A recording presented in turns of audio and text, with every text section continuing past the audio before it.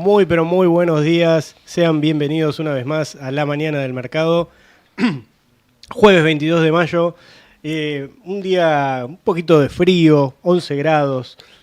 Soleado, pero con frío, un poquito de humedad también. Así que bueno, nos estamos aclimatando un poquito a este clima de Buenos Aires. Milo, buen día, ¿cómo va? Hola Fer, buen día, ¿cómo estás? ¿Todo bien? Sí, yo me considero team invierno, pero bueno, Sí, hay algunos que por ahí no están del todo contentos. Leo, exacto. buen día, ¿cómo Buen Buen día, día andamos? Leo. chicos, ¿cómo andan? Buen día Milo, buen día Fer, ¿todo ¿Cómo te tranquilo? trata este clima? Bastante bien, no es de mis favoritos, pero con los años uno se va ayornando. Ok. Le ofrezco cierta resistencia, así que no la paso tan mal. Perfecto. Ahí en el chat, si quieren, me pueden decir cómo los está tratando este clima, también desde dónde están y cómo vienen en la semana. ¿Cómo vienen en la semana? Ya estamos a jueves, estamos promediando 6 sobre 10, 7 sobre 10. No sé cómo viene esta semana. Yo la verdad que con esta voz Estamos medio al se me límite, está complicando ¿cierto un poco. Fer? Estás ahí medio complicadito. Pero vamos a darle pelea.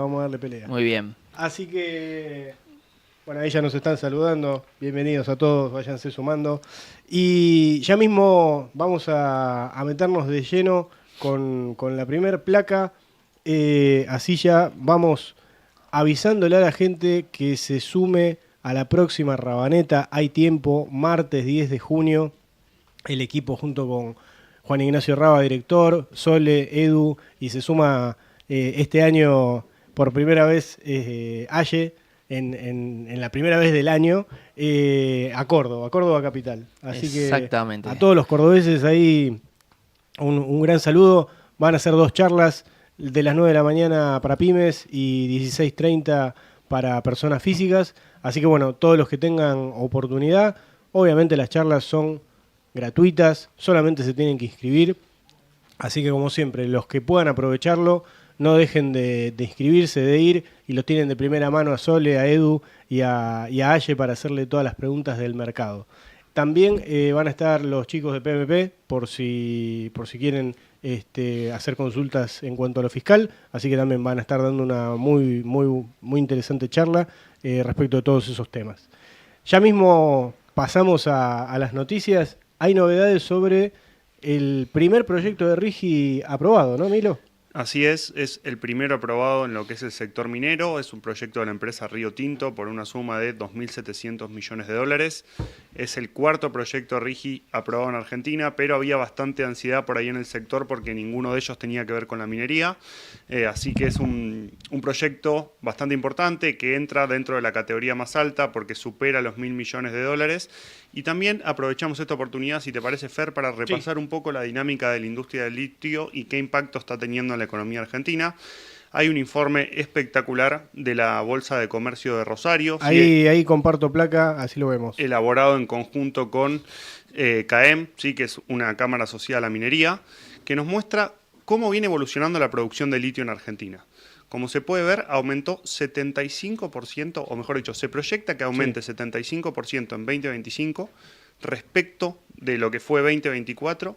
Y si nos vamos hacia 2023, el aumento acumulado entre 2025 y 2023 sería de 185%. ¿Sí? Tenemos una dinámica particular en la industria del litio porque en 2022 hubo una caída muy fuerte en los precios internacionales.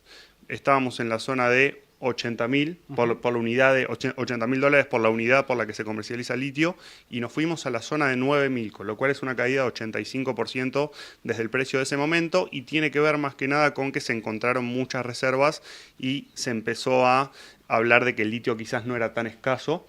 Sin embargo, lo interesante que puntualiza este informe es que es una industria que con el crecimiento de los próximos años, en este nivel de precios internacionales, puede convertirse en un polo exportador tan importante como, por ejemplo, la siderurgia o algunos tramos del agro.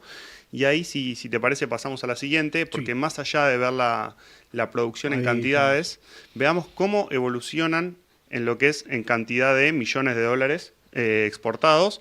Y como se puede ver, venimos en una tendencia muy creciente a pesar de la caída en los precios internacionales. Tenemos todavía margen para que esto siga creciendo. Y ahí los analistas que elaboran este informe nos proponen 3 escenarios, ¿no? Según el precio internacional y el nivel de producción, en 2025 las exportaciones de litio pueden ascender a 1.121 millones de dólares, a 947 en un escenario por ahí más moderado, y si los precios internacionales no acompañan o no se cumplen los objetivos de producción proyectados, nos podemos ir a la zona de 787. Ahí para agregar también un poco más sobre el potencial, más allá de que todavía el porcentaje de litio exportado es muy chico, si pensamos en que Argentina exporta aproximadamente 80.000 millones de dólares por año en total. 1.000 millones es un porcentaje muy reducido de eso, pero hay algo de potencial. También pensando en que todavía hay 4 proyectos RIGI vinculados al litio que están bajo estudio. Hoy a la mañana Bloomberg Línea publicó una nota bastante interesante donde básicamente cuentan cómo es el camino administrativo para la aprobación del proyecto RIGI, por qué hay cierta demora. También hubo algún cruce ayer en redes sociales en torno al proceso y por qué se estaba demorando. Pero es una noticia para Argentina que de a poco parece que el RIGI va apareciendo. Bien, bien, clarísimo.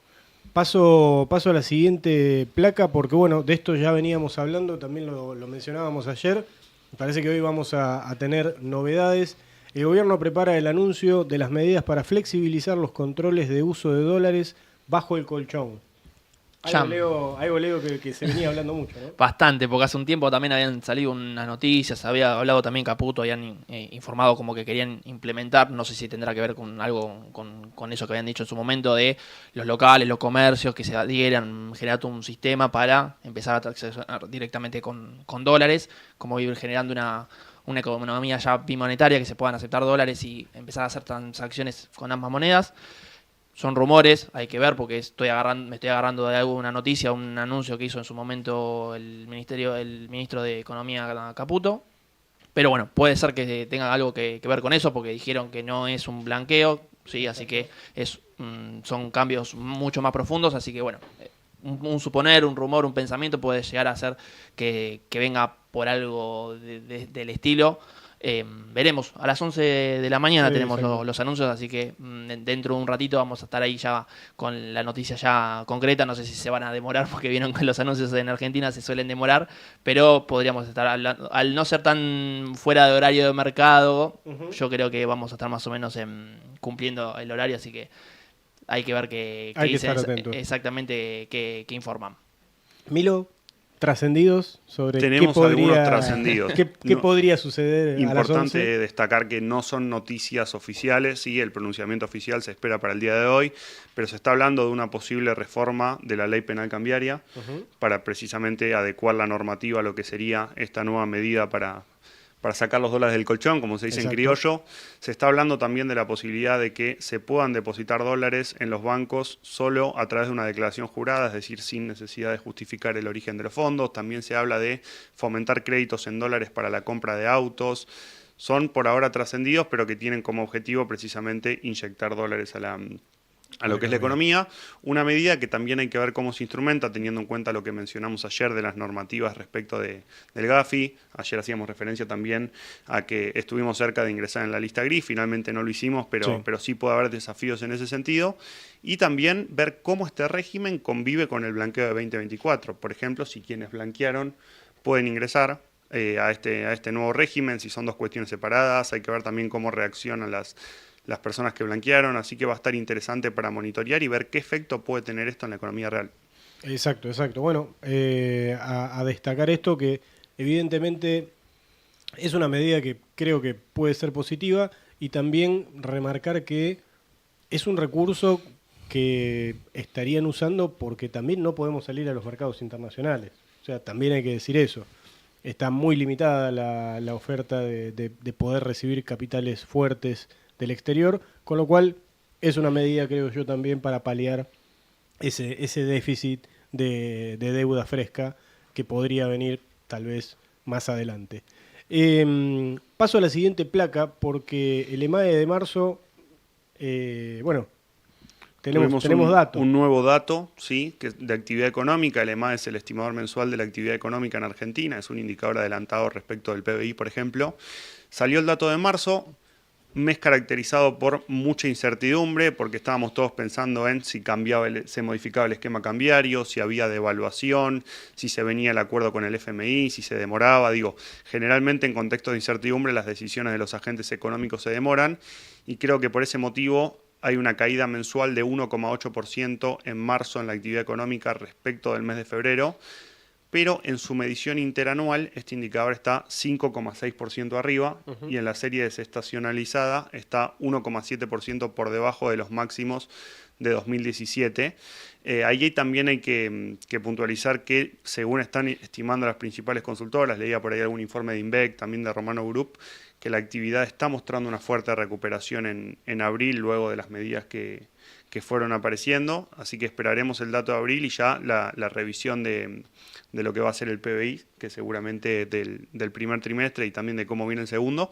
Pero bueno, dato de actividad, también pensando, lo hablábamos ayer con Sole en una charla que estuvimos dando en una universidad, sobre, bueno, la economía va a crecer el 5%, se proyecta, pero este crecimiento también es heterogéneo por sector, digamos. No es que todos los sectores de la economía están creciendo el 5%. Claro. De hecho, todos los organismos que proyectan, pensando en los internacionales como el FMI y el Banco Mundial, o por ahí pensado más por el lado de las consultoras locales, es todo agro y minería como sectores muy fuertes que impulsan el crecimiento, pero quizás hay otros sectores más tradicionales como la industria o el comercio que están un poco más rezagados en ese sentido, así que también destacar que si bien hay una recuperación, no es igual para todos los sectores. Bien, bien. Paso a la siguiente noticia. GEMSA anuncia que, vencido el plazo de gracia previsto para el pago de los intereses, ya se encuentra configurado un evento de incumplimiento. Esto es oficialmente un default, nos ponen acá. Así es. Ahí Salvador Viteri nos comenta en el tuit el comunicado de la empresa. Pasó el plazo de 30 días. Recordemos que la empresa había informado la imposibilidad de hacer frente a los intereses de pago de una serie de obligaciones negociables en dólares. Como se cumplió el plazo de los 30 días, ya esto puede considerarse default. Ahí había toda una discusión en redes sociales porque también junto a eso publicaron el aviso de pago de una obligación negociable en pesos y otra obligación negociable atada al dólar, pero es dólar link, también es en pesos. Recuerden siempre que el aviso de pago no implica que el pago se efectivice, por supuesto. Ha sucedido con estas mismas obligaciones negociables en dólares. Y lamentablemente sumamos un nuevo evento corporativo. Estas noticias, al igual como hemos hablado en su momento, como Surcos, como el Grupo Los Globos, no son noticias que nos ponen contentos, también Celulosa. Y por ahí refuerzan la necesidad de hacer un análisis más pormenorizado respecto de, también el asesoramiento en ese sentido es muy importante, ¿cuál es la obligación negociable que voy a comprar? ¿Qué aspectos tengo que tener en cuenta al momento de comprar una obligación negociable? Miremos también lo que es el flujo de fondos, miremos la capacidad que tiene la empresa, ¿sí? Para eso, por supuesto, ahí el asesoramiento entra muy importante, porque cuando hablábamos de GEMSA y discutíamos, ¿te acordás en la mesa si entrábamos en el canje o no cuando lo salieron a ofrecer? La relación deuda neta sobre EBITDA estaba en 10 veces, era un indicador muy alto. Entonces, tener en cuenta los números de la compañía, tener en cuenta que muchas veces cuando se ofrece un rendimiento extraordinario respecto a la tasa de mercado, hay que es porque algo hay, exactamente.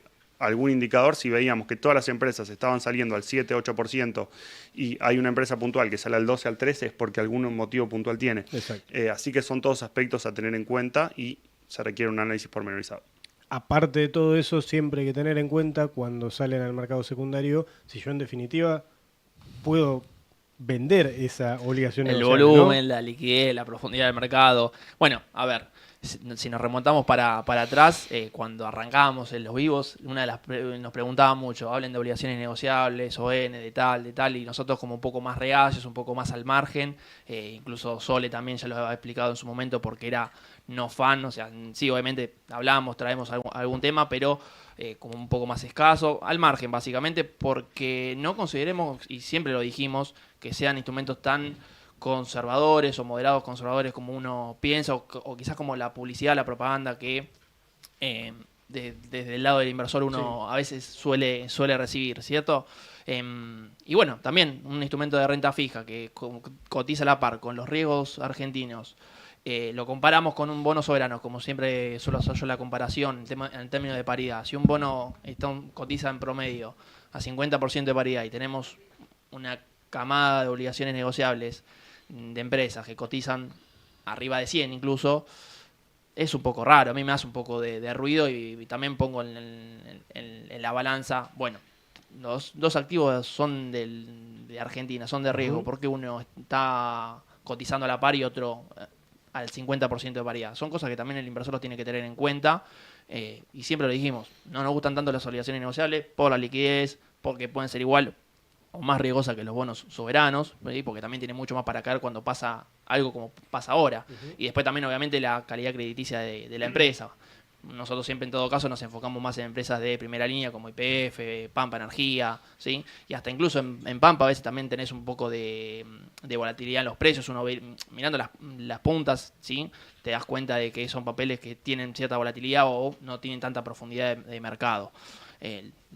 La liquidez que hay en los bonos soberanos, el famoso L30, es incomparable con lo que tienen en promedio las obligaciones negociables.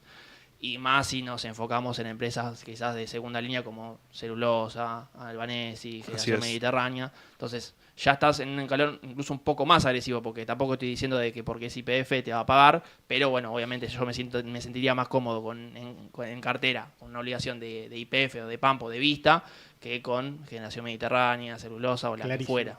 Ahí a raíz, Leo, de algunas consultas en el chat, importante resaltar que en el programa del martes, Joaco nos trajo un cuadro sobre las distintas obligaciones negociables que nosotros vemos de alta calidad crediticia y por ahí algunas que no nos gustaban por motivos puntuales.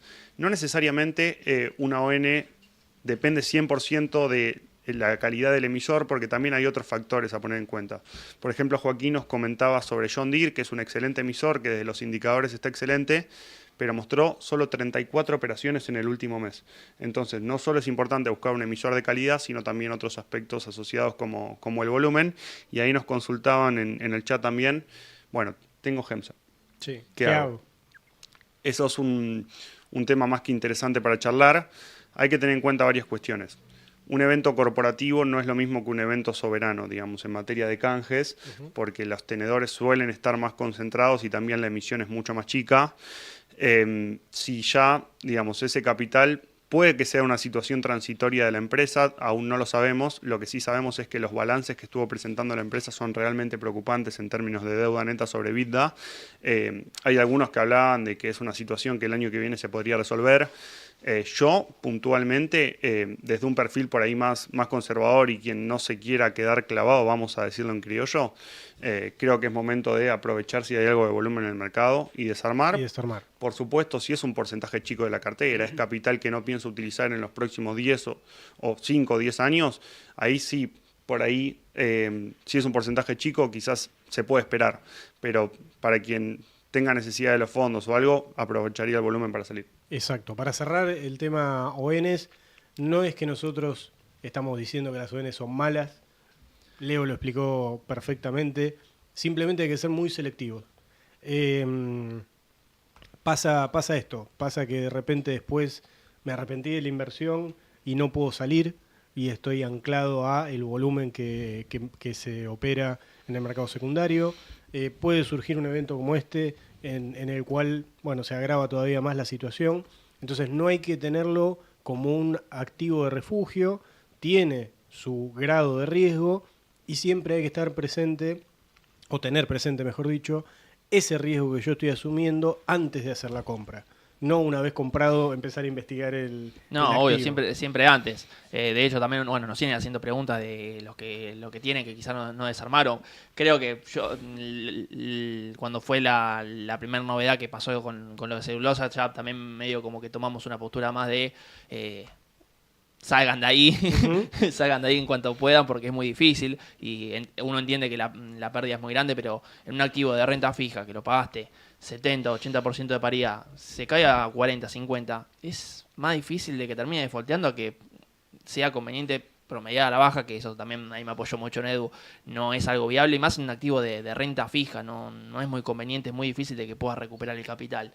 No es, si uno me dice, bueno, una acción que no tiene vencimiento, bueno, obviamente que puede ir a cero, la empresa tranquilamente puede llegar a desaparecer, pero bueno, sería en todo caso, si lo comparamos con un activo de renta fija, poquito más viable promediar, pero un activo de renta fija es muy difícil tratar de buscar promediar o bueno, me la quedo que ya con el tiempo va a recuperar. Exacto. Es muy difícil, conviene asumir la pérdida y salir de ahí mientras que esté cotizando, porque después pasa esto y ya con el anuncio de ayer, yo no sé si hoy ya van a cotizar, no sé si ya hay algo más declarado, pero no sé si va a tener cotización en el mercado cuando abra. Exactamente.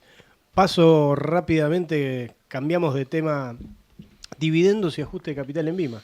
Así es. La empresa va a pagar un dividendo en acciones, ¿sí? La empresa del mercado argentino. ¿Cómo va a operar en la práctica? A partir del 27 de mayo va a ser un split 1-2. Es decir, quienes tengan una acción de Vima van a pasar a tener 2 y va a valer la mitad del precio, ¿sí?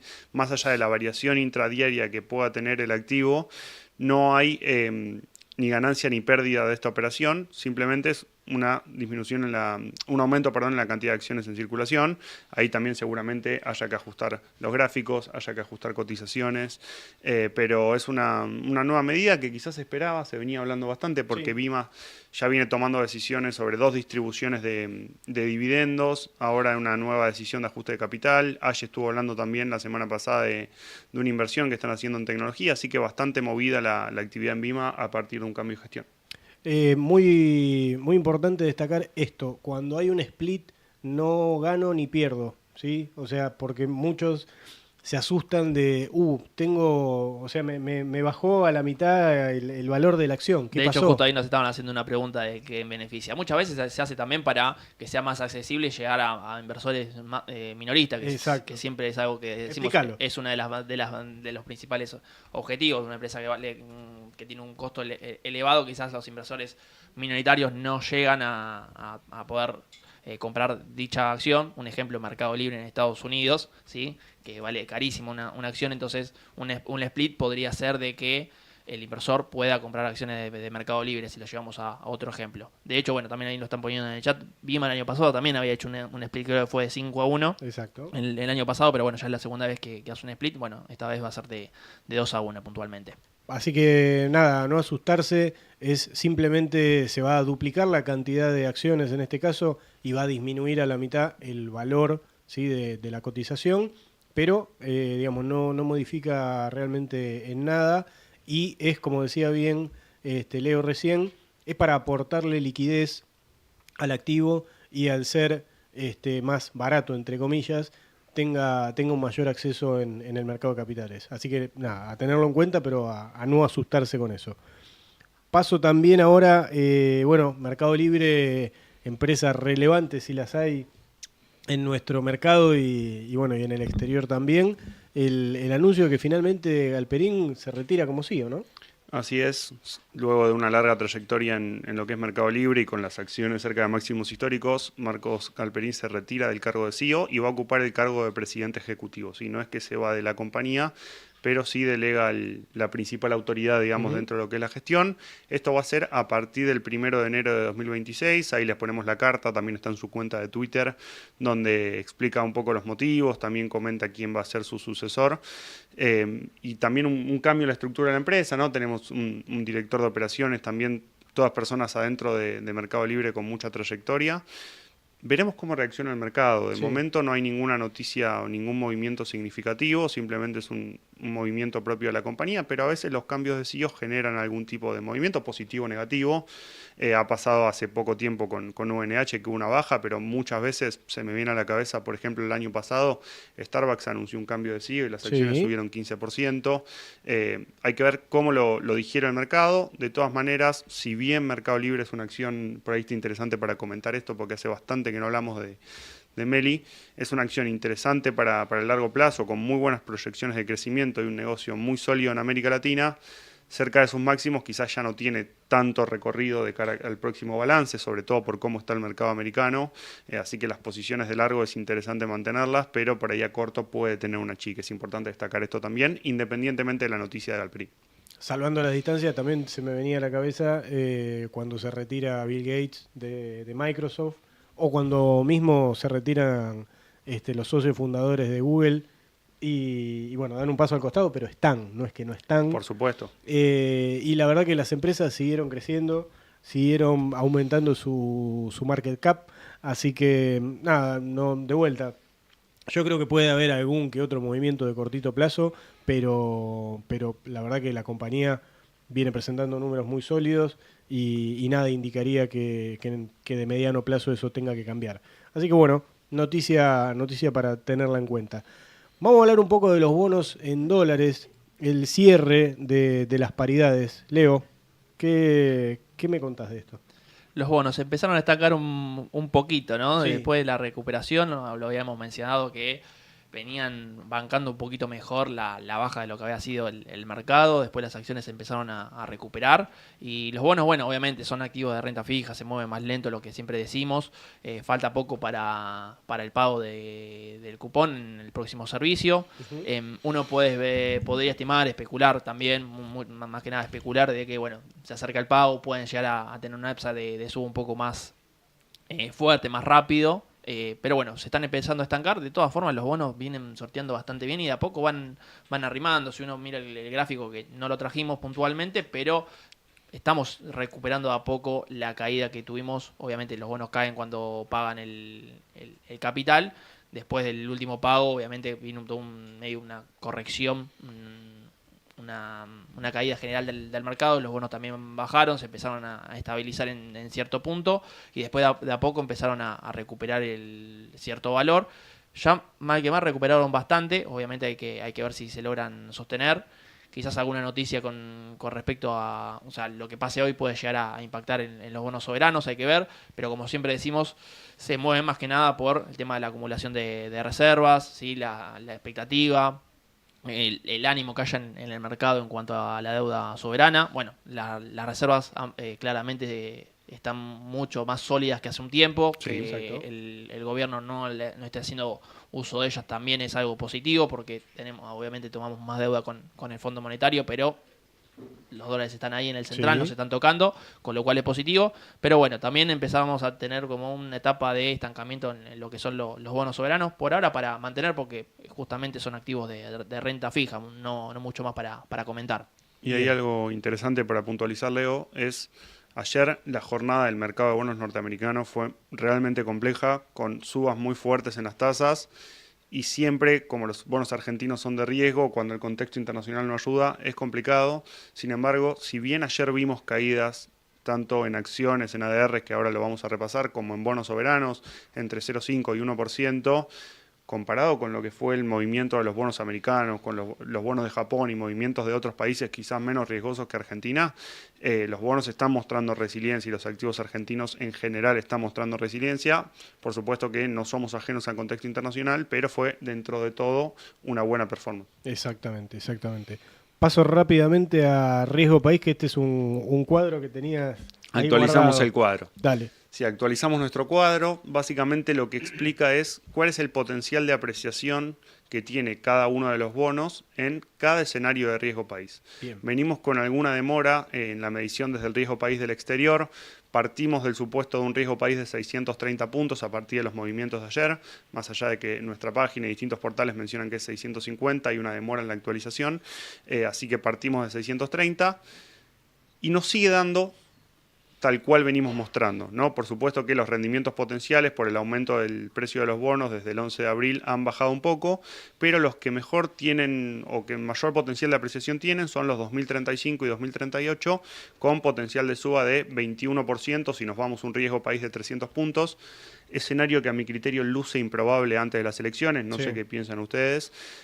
Creo que si las reservas acompañan y el contexto internacional acompaña, podemos ir hasta la zona de 500 puntos antes de las elecciones. Ya más creo que amerita un resultado electoral para ir a la zona de 300 puntos, que es donde están los países comparables, como por ejemplo México, si se quiere. Hace poco también mostrábamos un gráfico de cómo está el riesgo país en distintos países del mundo. Y también aprovechar, porque hubo algunas consultas la semana pasada respecto de duration modificada, cómo se calculaba este cuadro. Vamos a explicarlo rapidito. Indicadores cruciales al momento de analizar la curva de bonos y un bono son la duration y la duration modificada. La duration pura, la duration a secas, es un indicador que me marca el plazo promedio a partir del cual se recupera la inversión considerando el valor tiempo del dinero. Por ejemplo, si hoy compro un bono que tiene duration 3,5, quiere decir que en 3,5 años, siempre y cuando el bono cumpla con su flujo de fondos, voy a recuperar el capital que invertí y además voy a obtener el rendimiento, esa TIR, de 3,5 años. ¿Sí? Que no coincide con el vencimiento del bono. Que no coincide con el vencimiento del bono. Por eso nosotros, al momento de analizar bonos, además de ver el plazo de vencimiento, vemos, o el tiempo lo pensamos en términos de duration. Y otro indicador también muy importante que se deriva de esta duration tradicional es la duration modificada. ¿Cómo se obtiene? Dividimos la duration tradicional por 1 más la TIR de ese bono, ¿sí? Y ese resultado nos muestra la sensibilidad en el precio del bono ante cambios en la tasa de interés. Bien. ¿Qué quiere decir? Por ejemplo, una duration modificada de 3, que si la tasa de interés, la TIR del bono, baja 1%, el precio del bono tiene que subir 3%. ¿Sí? Eso lo mismo ocurre también a la inversa, ¿no? Ante aumentos en la TIR debería caer 3%. Pero no todo es tan fácil. ¿Por qué? Porque matemáticamente la duration supone, y la duration modificada también, que estos cambios son lineales. Y en rigor de verdad la curva de bonos es convexa. Entonces también tenemos que mirar, y para calcular este cuadro, la convexidad para hacer el ajuste. ¿Sí? No me quiero poner tan técnico, pero bonos más convexos tienden a sufrir menos los cambios en la tasa de interés en el escenario negativo y tienden a beneficiarse más de cambios en la tasa de interés en el escenario positivo. Una breve explicación y por supuesto que ante cualquier duda lo podemos seguir revisando. Excelente, excelente, Miro. Paso ahora sí y le doy pie a Leo para que nos cuente un poco cómo quedaron los ADRs en Estados Unidos. Leo, todo en rojo. Contra las cuerdas, acoplados a Estados Unidos también, que venía también aguantando un poco bien la rueda, pero bueno, tuvimos ahí un par de cositas que vamos a estar comentando enseguida, que ya ahí medio Milo tiró un pie de lo que pasó con las tasas de largo plazo en Estados Unidos, cerca del mediodía, y Argentina que venía bien, dentro de todo positivo, de a poco se empezó a poner mixto, medio como que no lo pude ver tan en el detalle el minuto a minuto, pero como que tuvo ahí un ida y vuelta durante varios minutos, incluso quizás una 1 o 2 horas, pero bueno, terminó todo rojo. Estados Unidos, los bancos, Central Puerto ahí con una baja del 4%, Superville también con una baja también superior al 4%, Pampa, Edenor, que Edenor gran parte de la rueda estuvo positiva, era una de las que más subía, sí. Por ejemplo, gran parte del día también, creo que estuvo 3% arriba, si no me equivoco. ¿No? Y buen volumen también. Buen volumen también tuvo, terminó negativa, así que se fue perdiendo un poco el optimismo para lo que es el Merval. Bueno, se acopló también a Estados Unidos porque también corrió un poco la misma suerte, no nos pudimos desacoplar. Lo hicimos sí el otro día de las elecciones, que en principio nosotros más o menos habíamos dicho que podía llegar a no tener tanto impacto. También Estados Unidos respondió muy bien dicha jornada. Bueno, ayer fue para todos igual. Estados Unidos corrigió Argentina, los países emergentes, Brasil también.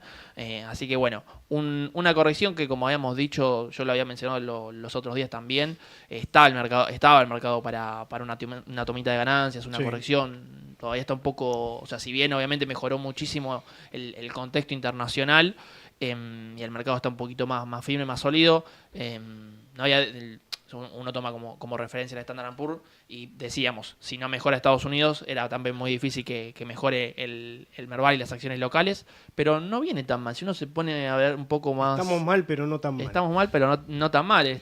Los principales índices están cerca de máximos, o sea, recuperaron gran parte de toda la caída. Una corrección en algún momento iban a tener, aparte también ahora lo vamos a estar mencionando lo que pasó ayer con la tasa, hay un poco también de miedo en el mercado, empezó a haber un poco de volatilidad, subió el VIX, así que también ahí tuvimos algunas cositas que nos van dando señales de que el mercado estaba como para tomarse un descanso.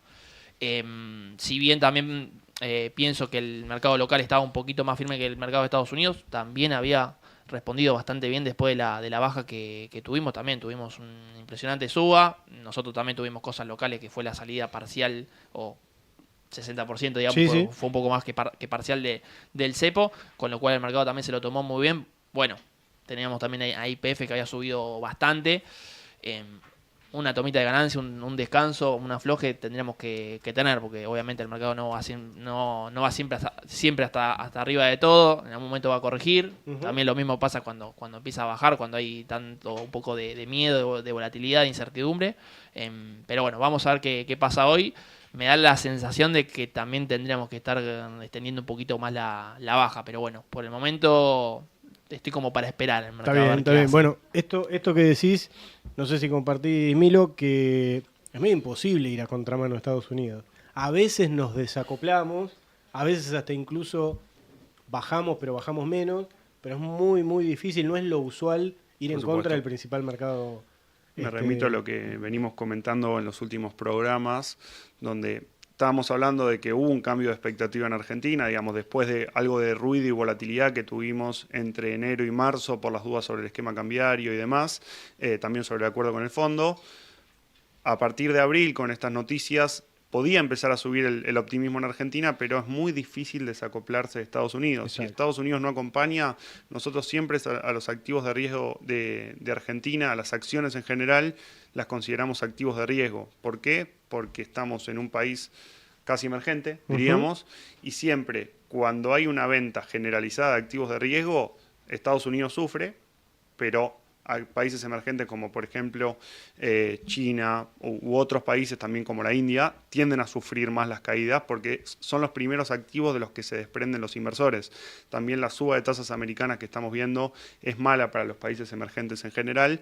Entonces venimos hablando de que hay optimismo, podemos volver a los 2.400, pero si Estados Unidos acompaña. De momento no lo está haciendo. Exactamente. Y paso ya mismo a la placa que nos había quedado pendiente del cierre del Merval. Acá, cómo quedaron las acciones finalmente. Leo, también, vuelvo a vos. Todo para abajo. Todo mismo, para abajo. Lo mismo, las acciones locales también, incluso las que habían recuperado un poco, que estaban un poco más atrasadas, que lo habíamos traído también los días pasados, como Banco Valores, como Come, como Transener, ¿sí? Que también habían subido bastante. Bueno, obviamente también están un poco en el ojo de todos con el tema de las empresas reguladas, a ver qué pasa con ese tema, ¿sí? Están mucho en el ojo de los inversores en este momento. Pero bueno, ayer lamentablemente fueron pocas, volvimos a los días en donde el mercado baja y las únicas dos que podemos llegar a ver positivas, como estamos viendo en pantalla, nuevamente igual muy golpeadas, tampoco que están recuperando mucho valor, son Aluar y Texar, ¿no? Se está volviendo a dar Muchos esa nos dinámica. están preguntando en este contexto de dólar más bien calmo si es negocio o no tenerlas en cartera. Mira, respondo por ahí pensando en lo que es lo que hablamos siempre en la mesa, el día Ale, ¿no? Es aquel día del mercado donde hay negativismo, está todo rojo, salvo Aluar y Texar. Bueno, se cumplió a la perfección. Tenemos dos cuestiones, más allá de la estabilidad cambiaria, porque son dos empresas muy ligadas al dólar oficial, Aluar por su perfil exportador y Texar porque tiene gran parte de sus activos valuados a dólar oficial. Y también tenemos la realidad de la industria, que están atravesando momentos complicados en materia de costos. Digo, Aluar y también de demanda. Aluar trascendió la semana pasada que iba a bajar un 25% sus precios. También Ternium está teniendo una situación con los aranceles, teniendo en cuenta que tiene una parte de la planta en México, exporta una parte de Estados Unidos desde ahí. Entonces no hay, si bien se encuentra dentro de lo más rezagado y si uno mira el balance, Texar a 0,6 veces valor libro, la acción está en la zona de 600 y tiene 250 pesos en caja y como barata por fundamental está. La cuestión está en que no hay una perspectiva sólida para la industria y para un rebote del dólar que le daría impulso a la cotización. No al menos en el corto plazo. No en el corto plazo. Y también Fer agregó ahí mucha pregunta sobre Metrogas. Sí. El trade que abrimos de derrotar a Transener a Metrogas viene bien. Ayer sufrieron las dos. Transener sufrió más por esta venta. Sí. Que tiene que ver también con algo de toma de ganancias, pero sobre todo ayer es una señal clara de que no hubo una noticia negativa puntual en Argentina, sino que bajó el Standard & Poor's, aceleró la baja y se trasladó al Merval. Habíamos mencionado ayer un soporte de Metrogas en la zona de 2.250. Es importante setear un stop loss en esa zona porque si rompe los 2.250, que antes eran una resistencia muy importante, logró romperlo, ahora se convirtió en un soporte, podemos llegar a tener una caída más brusca, así que importante la zona de 2.250 monitorear. Sin embargo, por los números que presentó, por la audiencia que hubo el 20 de mayo para renovarle la concesión y también por un optimismo generalizado del mercado argentino, el fundamental acompaña, solo falta que acompañe a Estados Unidos. Exactamente. Bueno, y ahora sí, ya me meto un poco con gráficos que sé que a todos ustedes les gusta. Merval en dólares, ahí comparto placa. Qué tema, ¿no? Y bueno, un poquito lo que veníamos mencionando. No está del todo claro el gráfico porque está muy similar a los bancos, ¿no? Tuvimos ahí un pequeño salto cuando salimos del cepo. Fuimos a buscar la zona de 1920 aproximadamente, retrocedimos, medio que cerró el gap, o sea, ahí desde lo técnico también el gráfico cumplió. Estamos viendo igual una línea de tendencia dinámica que ven abajo, la línea blanca, es una línea, o sea, está actuando de soporte de largo plazo, con lo cual, como siempre decimos, largo plazo a mí en particular no me preocupa ni por Estados Unidos ni por Argentina, al menos por ahora. Pero bueno, tampoco pudo confirmar la zona de $2.000, si bien arrimó y ayer estuvo arriba de los 2.050. Hay que ver si se puede sostener o si va a achicar. Bueno, de corto plazo por ir a testear la zona de 1.850, 1.860. Habría que ver cómo se empieza a comportar el mercado ahora en la apertura que ya están abriendo. A ver los ADRs cómo responden.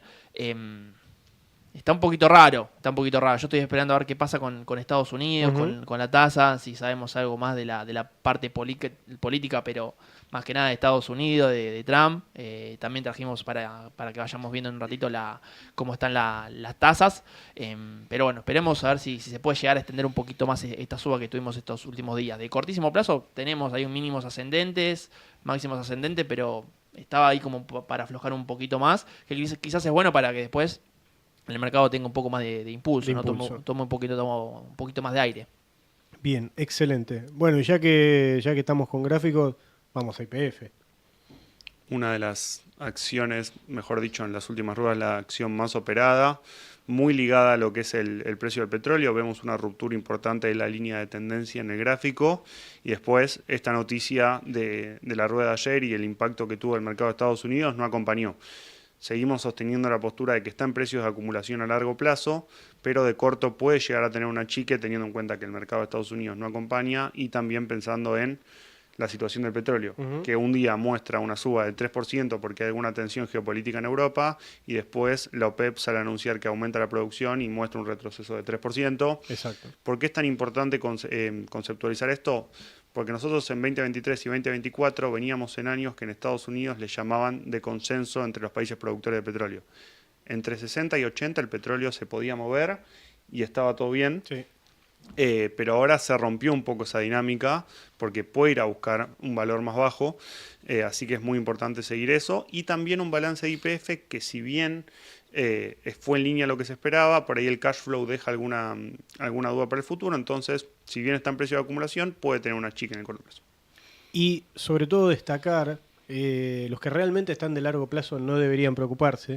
O sea, la empresa de largo plazo tiene fundamentos sólidos, pero la realidad es que la mayoría de los inversores, si bien dice que opera de largo plazo, en la práctica no sucede eso. Así que, más que nada, a tenerlo en cuenta. Paso al próximo gráfico, Galicia. Mucha pregunta de bancos en el chat. ¿No? Porque había circulando alguna versión de que el balance de Galicia podía salir esta semana.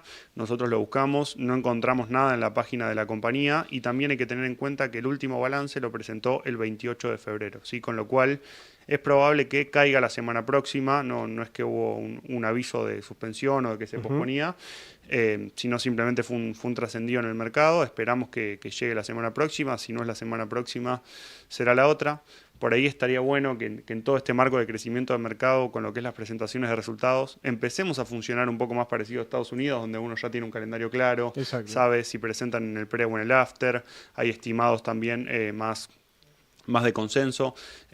Una nota para tener en cuenta. Algo que siempre reclamamos desde acá. Que entrar, hacer clic y que esté ahí, exacto, que esté las la empresas información. argentinas tengan una fecha límite, no, sino que tengan una fecha específica para Así presentar el balance y así estamos todos más tranquilos, porque genera mucha ansiedad. Y también hay mucha consulta respecto en el chat de qué impacto tendría esta medida que pueden llegar a anunciar en los bancos. Puede llegar a tener un impacto positivo porque aumenta el negocio de los bancos, toda esta dinámica de los depósitos, pero hay que ver qué anuncian. Si yo todavía estoy cauteloso, mejor esperar a las 11 de la mañana, falta un ratito, y Exacto. ver qué nos comentas del gobierno para evaluar el alcance de los bancos. Y recordar esto que hablamos siempre, Fer, de que si hay optimismo en Argentina, la primera acción que reacciona es Grupo Financiero Galicia. Exactamente. Respecto de hipotecario, ahí hay una consulta en el chat. Sí.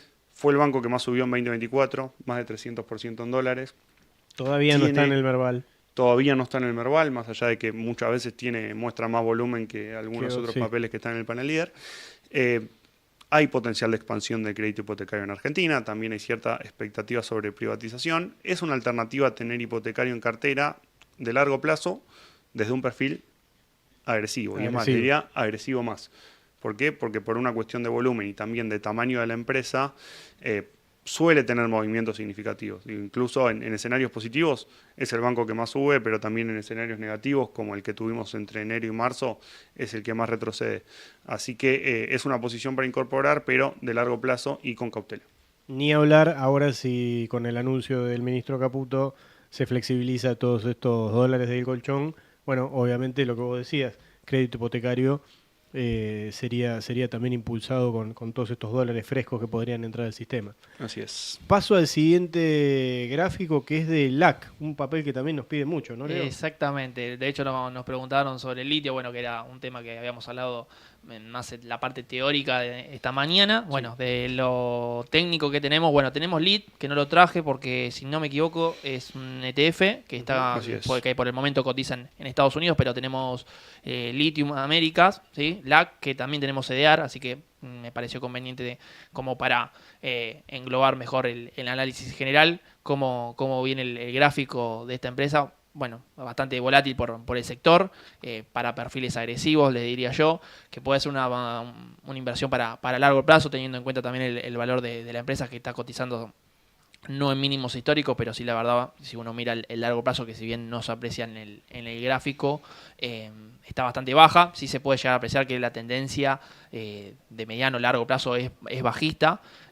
La posibilidad que tiene es, con la volatilidad que tiene el papel, de cortísimo plazo también se puede llegar a hacer una diferencia. Por eso le digo inversores de largo plazo también, pero de corto para los más agresivos, digamos, también puede ser una opción. Hay que ver qué pasa con un día de hoy, que me da la sensación que va a ser un poco bajista. A ver cómo se comporta este papel. Me parece que tiene para bajar un poquito más. Bien, bien. Y pero bueno, para tener ahí más o menos un pantallazo de cómo viene el gráfico, para empezar a mirarlo quizás. Para reforzar un poco esto que charlábamos sobre la industria del litio, digo, toda empresa que tenga o que produzca un activo subyacente, un commodity subyacente, como en el caso de YPF tenemos el petróleo y el gas, en el caso de LAC tenemos al litio, hay que tener en cuenta no solo los números de la empresa, sino también el comportamiento, la expectativa que hay sobre ese commodity. Uno mira el gráfico del LAC desde 2022 y hay un desplome muy importante que también obedece a esto que hablábamos de una caída de 85% en el precio internacional de litio desde ese momento. También se consultó bastante la semana pasada respecto a Río Tinto, sí, porque bueno, es la empresa que está impulsando todos estos proyectos asociados a litio, cotiza en Nueva York, pero ahí no es que se puede tener exposición directa a los resultados de este proyecto puntual, a los proyectos RIG en Argentina, porque Río Tinto es una empresa que opera en todo el mundo. Claro. Digo, por supuesto que si tiene éxito en estos proyectos va a ser positivo para la empresa, pero puede tener un impacto marginal en lo que son los números totales por los proyectos que tienen todo el resto del mundo, así que tampoco es que brinda la mejor exposición a este proyecto o a esta oleada de proyectos RIG. Excelente, Emilio, excelente. Me voy ya mismo al cierre de Estados Unidos, comparto placa, parece broma, pero no, fue así. Toda la baja excepto Google. Se salvó Google. Es Kamchatka Google. Así es. Y déjame decirte que esa dinámica se está repitiendo en la rueda de hoy. Está levemente a la baja, una apertura mixta también, porque hay algunos índices que están en positivo, pero 0,2 abajo, 0,1 arriba, de una apertura muy tranquila, pero Google 2% arriba. Esto tiene que ver más que nada con lo que venimos hablando de que el mercado había sobrecastigado a Google. Ayer hubo una noticia negativa que castigó al mercado en general, pero se ve que por Google mostraron cierta preferencia a los inversores y una dinámica muy distinta a lo que fue el sector tecnológico en general. Digo, con Meta a la baja, Microsoft a la baja, Apple puntualmente a la baja porque OpenAI va a comprar una startup puntual atada a inteligencia artificial y esto puede tener un impacto en la empresa. Se salvó Google. Sí, se salvó Google. E incluso con esta amenaza latente de dividir a la empresa, ¿no? Tal cual, el tema del monopolio, de los juicios, que también es un poco moneda corriente dentro de lo que es el mercado para muchas empresas, porque también le ha tocado a Johnson con cosas que tiene ahí con el tema de los tacos para bebé, pero bueno, también el monopolio es mucho más común en las empresas del sector tecnológico, principalmente las grandes empresas que tienen el dominio mayor de lo que es la parte tecnológica, ya sea microchip, tecnología, software. Ahí, bueno, no solo Google, Microsoft también le ha tocado pasar por algo similar, pero bueno, también Google está dentro de ese ojo, con lo cual son cosas de mercado, pero obviamente hay a veces noticias que son positivas para la empresa y hay veces que son negativas, ¿sí? Tiene casos de hecho abiertos todavía que no están resueltos, pero Así es. son cosas que las empresas siempre terminan resolviendo, así que no es se toman en cuenta, obviamente, pero no las considero tan graves, yo digamos. Bien, les destaco también, no sé si podemos compartir de vuelta la pantalla del cierre de Estados Unidos, todo el sector financiero, fíjense lo que bajó. Visa más de un 2%, Wells Fargo más de un 3%, Bank of America lo mismo, JP Morgan 1,7%. Un sector que a mí me parece muy interesante, está dando muy buenos resultados. Tal vez, si esta corrección continúa, hay que echarle un ojo ahí, porque uno podría estar ante la presencia de precios de entrada. Así es. Así que, nada, tenerlo en cuenta. Es un sector que, sobre todo el financiero en Estados Unidos, que viene muy bien en el año. Y bueno, hay que echarle un ojo, digamos. Para empezar a mirarlo, yo creo que le falta bajar bastante porque lo que subió también fue bastante fuerte. Ayer bajó un 2%, Fer. Sí. El XLF, o sea, el global, la combinación de todo lo que es el sector. Para un ETF, como que baje el Standard & Poor's o el QQQ, es bastante que baje un 2% en una rueda, pero bueno, ayer también tuvimos una corrección relativamente fuerte. De hecho, tenía un pequeño gap que había dejado la semana pasada, el viernes 9 de mayo, en los $50, 50.03, que todavía no está cerrado. Así que también primer objetivo de corto, quizás que retroceda hasta esa zona. Excelente. Venimos con bastante optimismo en el sector financiero porque Trump quiere impulsar una agenda de desregulación bastante fuerte. Unos meses atrás hubo un movimiento importante en la Reserva Federal donde una persona muy vinculada al sector financiero pasa a ocupar un rol importante. Sector que por múltiplos y también por movimiento de corto plazo, por cómo se descorrelacionó el mercado en general, puede tener un retroceso, más pensando en lo que vamos a comentar ahora sobre lo que está sucediendo en el mercado de bonos, que eso le impacta directamente. Algunas preguntas en el chat sobre Visa. Ayer estuvo hablando de eso, también nosotros lo estuvimos viendo con los clientes, la posibilidad de que haya una toma de ganancias. A mí Visa es un papel que me fascina para sostener a largo plazo por las tasas de crecimiento que tiene la industria de medios de pago. Son tasas de crecimiento compuestas de 10% de acá a 2035. Hay un potencial muy importante. Hay quienes dicen que es una acción para la jubilación. Bien. Pero digo, en la zona de 360, máximos históricos, con un contexto de mercado bastante complejo, puede que tengamos una tomita de ganancia. Y ahí lo que comentaba Leo muy bien en la mesa hace poco es, si Visa baja un 8, comprala porque no la agarras más. Exactamente. Paso un poco a noticias del mercado de Estados Unidos y esta te la dejo a vos, Milo. Exactamente. ¿Qué pasó con los republicanos? Fue una larga noche en el Congreso de Estados Unidos. Se está discutiendo un plan fiscal de Trump que va a impulsar toda la agenda republicana de gobierno para los próximos 4 años, que trae un aumento en el déficit. Sí. Bastante importante. Ya hay una situación bastante severa de lo que es déficit de Estados Unidos. Nosotros ya veníamos comentando que, a comparación de lo que fue la primera gestión de Trump, la situación de Estados Unidos o la posición fiscal de Estados Unidos estaba un poco más deteriorada. ¿Qué pasó anoche en el Congreso? Hubo un debate en la Cámara de Representantes, que equivale a la Cámara de Diputados en Argentina. Votación de este programa fiscal. Resultado: aprobado, 215 a 214. O sea que Estados Unidos va a empezar a gastar más. Así es. Hablando en criollo. Si los senadores lo aprueban. Ahora va al Senado. Todo el Partido Demócrata votó en contra. Hubo incluso algunos integrantes del Partido Republicano que votaron en contra, pero por un voto lograron aprobar este proyecto. ¿Qué implica? Un aumento en el gasto de defensa, una reducción fuerte de impuestos corporativos, sobre todo a lo que es el sector de autos. También en Estados Unidos hay toda una discusión respecto a los impuestos a las propinas. Esto también tiene, si bien parece bastante marginal, tiene algo de impacto fiscal. Y según Trump, y también una perpetuidad, digamos, o al menos una extensión de plazo, porque hay algunas exenciones impositivas vigentes en Estados Unidos desde 2017 que había impulsado el propio Trump. Y finalmente, ahora lo que se votó en este proyecto es la posibilidad de extenderlo y hacerlo permanente. Y contra eso, los demócratas venían pidiendo algún recorte en el gasto, por supuesto. Exacto.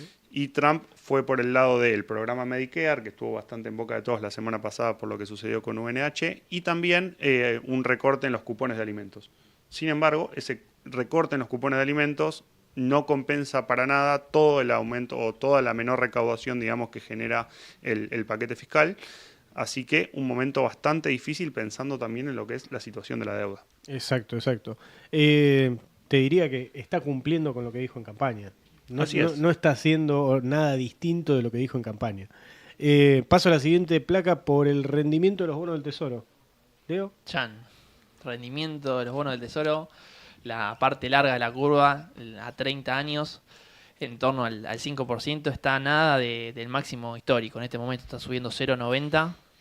Si actualizamos el rendimiento 5,131%, el rendimiento puro que te da el bono a 30 años. Ayer tuvimos una subasta, ¿cierto, Milo? Una licitación que dejó bastante que desear, que se hizo al mediodía. Seguramente tuvo que ver con eso, ¿cierto? Poca Así adhesión. es. Tuvimos muy malas noticias para lo que es el mercado de bonos en los últimos días. Ayer les recomiendo que lo vean para quien le interese. Estuvimos repasando la situación del mercado de bonos en Japón. Lo explico rapidito. El Banco Central de Japón se corrió de la curva de bonos, dejó de comprar y eso, junto con una licitación que tuvo la menor demanda de 2012, lo que hizo fue disparar a máximos los rendimientos de los bonos japoneses. Esto es un desafío para Estados Unidos porque Japón es el principal tenedor de bonos del Tesoro y esto puede generar que inversores institucionales japoneses vendan bonos del Tesoro y vayan a comprar bonos de Japón. Así que la primera mala noticia vino por ese lado. Después tuvimos todo el nerviosismo producto de este programa fiscal porque habla de la sostenibilidad, o lo que están poniendo en cuestión los inversores es la sostenibilidad de la deuda, porque este es un plan a 10 años. Digo, la decisión que se toma hoy va a impactar en los próximos 10 años y en una posición de Estados Unidos fiscal bastante complicada, como ya dijimos.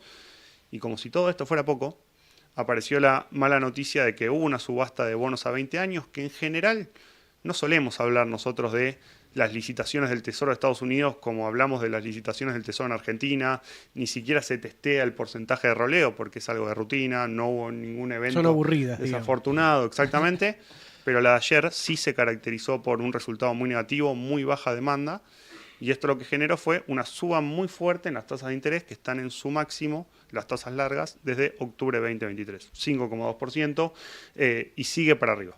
Bien. Comparto el próximo gráfico que se lo dejo todo a Leo.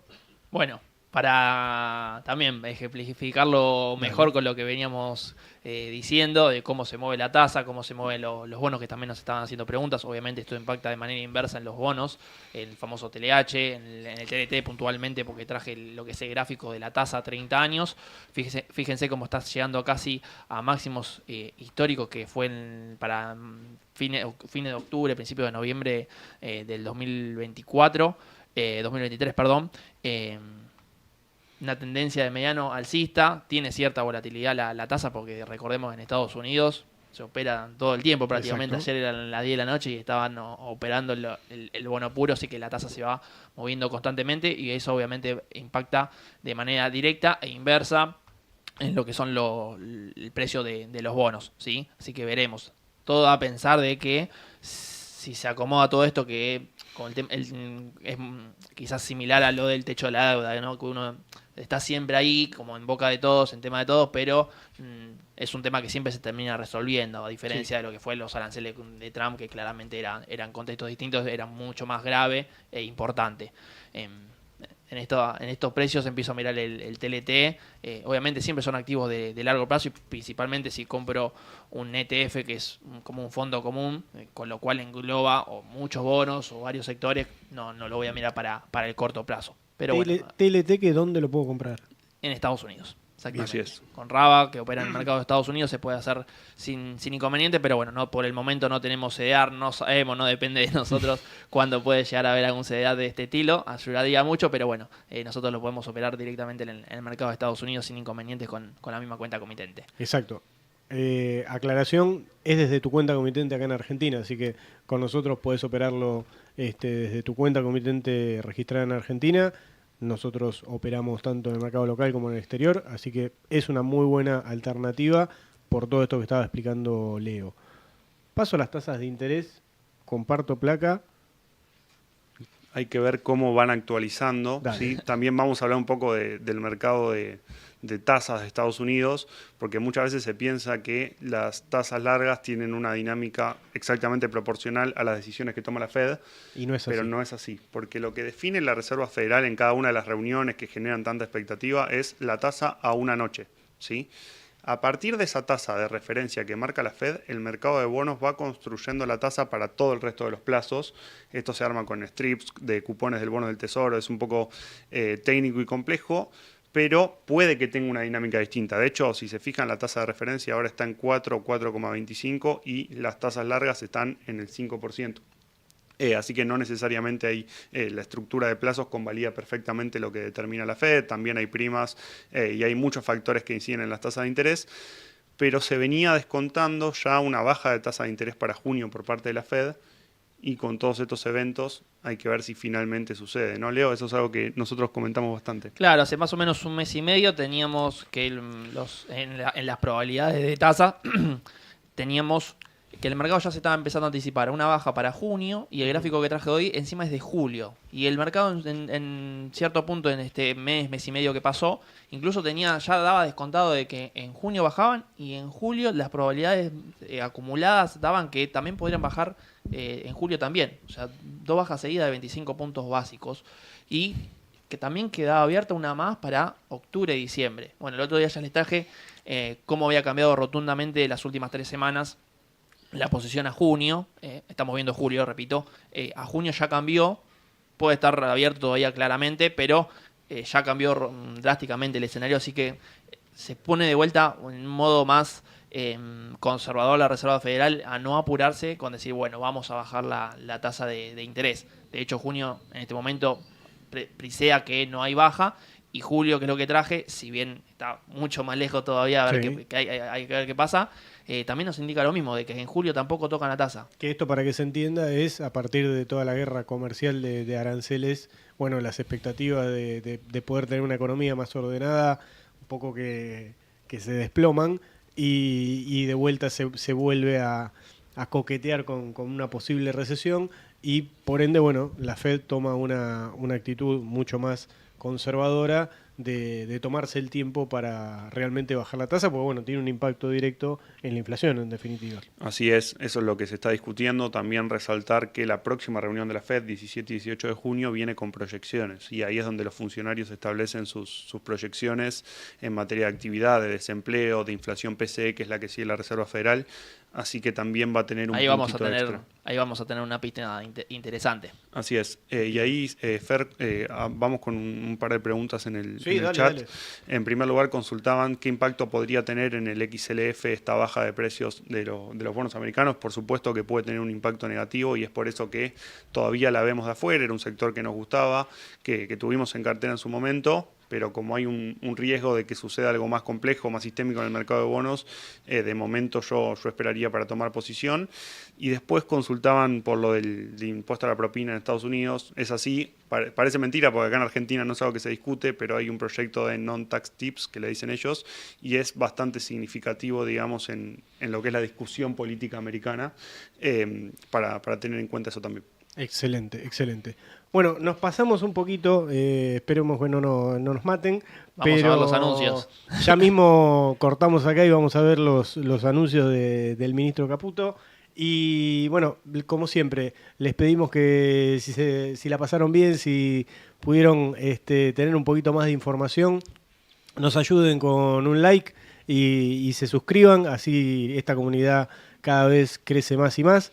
Agradecerles a todos los que están en el chat que se han quedado hasta acá, y un saludo especial a Aye, que pobre está medio enfermucha, así que saludamos a Aye, que se recupere pronto. Como siempre, lo mejor de este programa está detrás de las cámaras. A todo el equipo de comunicación, gracias por hacer que esto funcione, y les comparto la última placa, ya que estamos, que es la del teléfono. Si se quieren contactar con nosotros, ahí tienen el WhatsApp. Así que bueno, los dejamos hasta acá y nos vemos mañana. Hasta luego. Chau, chau.